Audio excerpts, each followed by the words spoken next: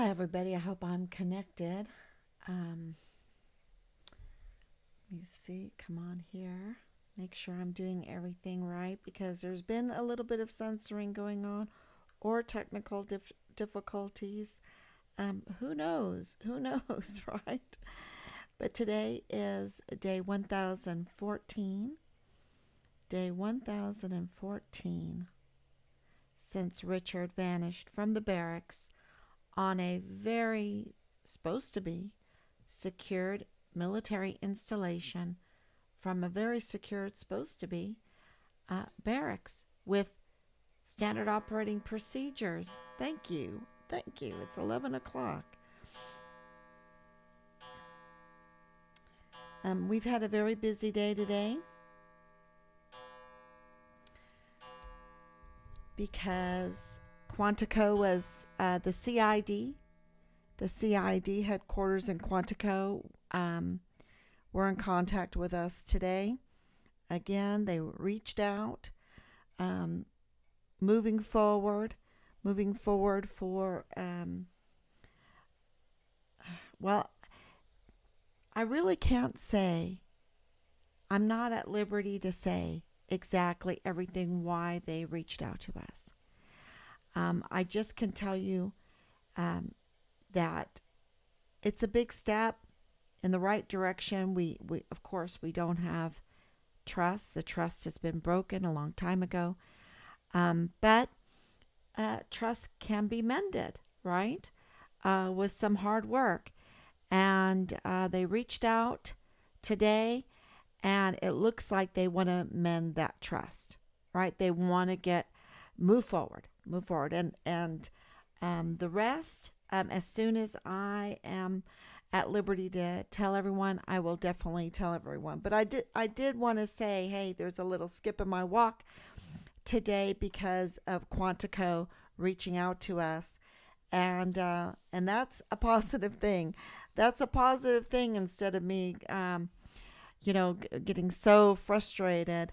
But they, that's all I can say right now. The thing that I want to talk about is, of course, the Hart household, because they are the major suspects in the disappearance of our son. Okay, so Richard Halliday, we are absolutely convinced that the government, that the military is playing hide and seek with our son's remains. And why would they do that? Are we convinced with the autopsy reports, with the claims of the locations of where his remains were found? Are we suspicious that that there are remains still missing? Okay, and this goes back to quite a while ago when we had a psychic. I think that's what she called herself. I should have looked it up and I should have put it on here. But we had a psychic that contacted us that she claimed that she was actually speaking to Richard, and Richard was telling her the coordinates where his body parts were. And the reaction from the law enforcement agency, the reaction from FBI informants, the reaction from the military was urgency. Okay, it was urgency. Um, you have to go back and look at that time period, but they were on it, and they did not even seem to want to deny that parts and pieces and fragments of Richard's remains were in West Texas, were in the desert, and also there in Mexico at kilometer 29. So, and this was very odd for us at the time, but now that we have the autopsy reports that supposedly identified Richard Halliday through DNA and dental records, and they did have DNA on both sides of the border. We made sure of that when we were down there, and but these seemed to happen before we got down there. But we knew that they already had DNA, and they also, the Mexican, anyway, with through dental records and working with the United States authorities um, and the military. So I know it sounds so confusing, and we're putting the pieces together, but through all of these 1,000 days of proof, they never denied when these stories came up that Richard was in pieces, or that was not a possibility, or um, and you have to remember they were shaking, they were crying, they were nervous, they were angry. Um, not the normal emotions that come from people that are in the military trying to deal with a family of a missing soldier. It was very, very odd. And you have to also remember that there were, and I didn't publicize this too much, but Deliras's CID and FBI report that Richard was taken to Mexico through the Santa Teresa port of entry and shot and killed um, in Mexico at kilometer 29 also included that his body was fragmented. Okay, so if the initial killing took place in El Paso or up in New Mexico at Red Rio Range or in Clint, right, Texas, at Roberts, what was that? Roberts Tank. Um, you know, this is for law enforcement to figure out, and I'm sure they have already. Because, see, Richard's whole case has been put in a box and locked, and only a few people have the keys. Only a few people know what's in there. And because we have been doing the searching to find out extra information that will give us a picture of what's in the box, right? Because we don't have the keys. We have uncovered so much that gives us these clues, and I think maybe they'll piece together and create a key itself and open the box, because I think this is going to break. I think this is going to break the lock and open the box, and we'll find out. And I think the autopsy reports that we have, I think the leaks, the piles of leaks that we're still going through because we don't have the big staffs, and all the other information that we're going through, like tracing and doing forensic analysis on the internet for people who seem to have a lot to lose in this. They seem to have a lot to lose in this, instead of cooperating with Team Find Richard Halliday or cooperating with law enforcement to give every bit of information they can in order to open this box and get a conclusion on this case, Find Richard Halliday. Give us Richard's remains, right? We want a conclusion. We want closure. We want a conclusion of an investigation. And it seems like Fort Bliss and many other military installations should change their name to, they should all have the same name, Fort Ongoing Investigation. right? Because everything seems to be an ongoing investigation. If they never close it, then there's never any consequences. And they don't want a consequence. They're trying to protect their brand.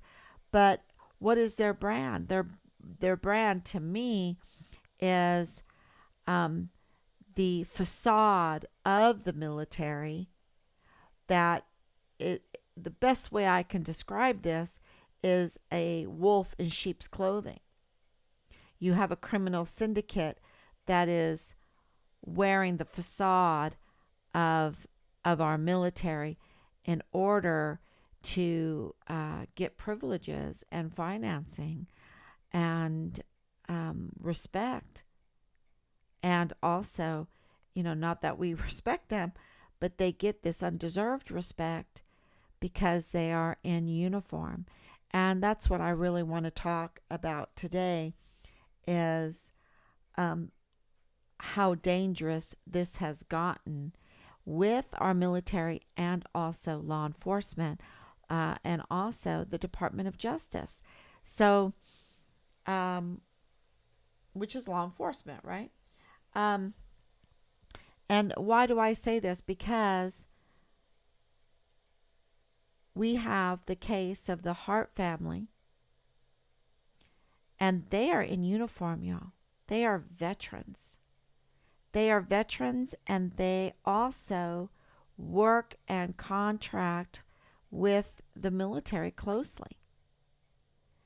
And they're involved. They're involved in our military. And there are no arrests. Where are their arrests? Because you see, this is just one family, one incident, one taking advantage of the good nature of the American people that have given our military everything. And they respect the uniform. They respect the stars and the stripes, and they respect the awards that are given. And through these 1,000 days, I've been told that the awards are meaningless. Remember, Richard was a distinguished honor graduate of his cycle in basic training and AIT, and he received four AAMs. I believe it's four AAMs, maybe four AAMs. Geez, right away, and also was guidon bearer.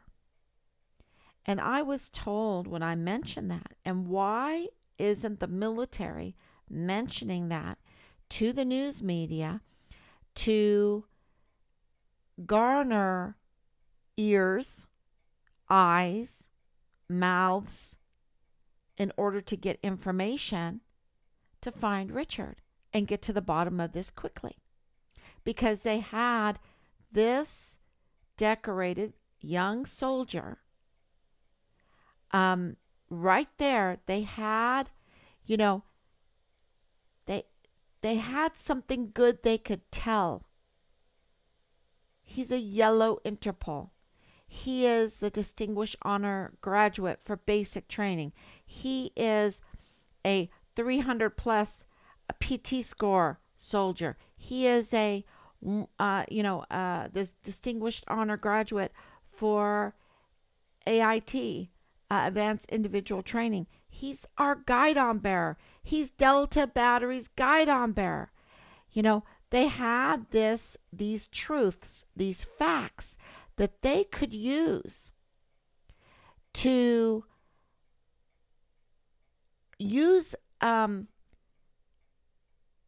wave flags, to the people, to get them motivated, to inspire, to aspire, to find Richard.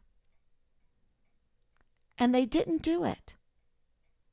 And that was so strange for me, because you would try to,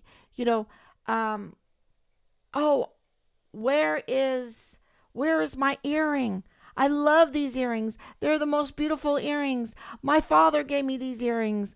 It was on my 16th birthday. I have to find these earrings, right? They're gold. They're 18 karat gold. They have an opal in them. You tell people all the wonderful things about the thing that you lost in order to make people go, oh yeah, let's find that with our most valuable asset, a missing soldier. And it was baffling us because everything they were doing was to sabotage the search for Richard. And then when stories hit about, this psychic, she says Richard's head is under the barracks and his torso is out in the desert, and maybe his leg is over there or whatever, and I thought it was absurd, but I didn't want to insult the person, because I'm trying to keep positive so that I can find my son and take any tips whatsoever that anyone wants to give us, and really take them seriously and not dismiss them. So, but I thought these were not something that I would make people go into the hot desert and search for the body parts. And guess what? They did anyway. They did anyway. From the goodness of their hearts, we had people bringing in pizza. I never asked anyone to do this because the uniform is worth it, you see. The military is worth it. The soldier is worth it. And people started believing what we were saying, that, there's no proof in the smear campaign that was going on, because I'm telling you, they were doing whatever they could to smear him and not put out all of his best assets to attributes to find him. And it was so strange to us. And yet, that whole head thing and torso thing, GPS thing, they went looking, and it was odd. It was odd.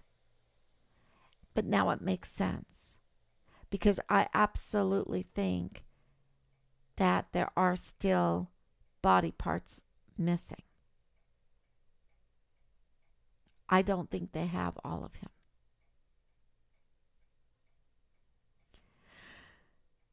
Which brings in some nightmare scenarios.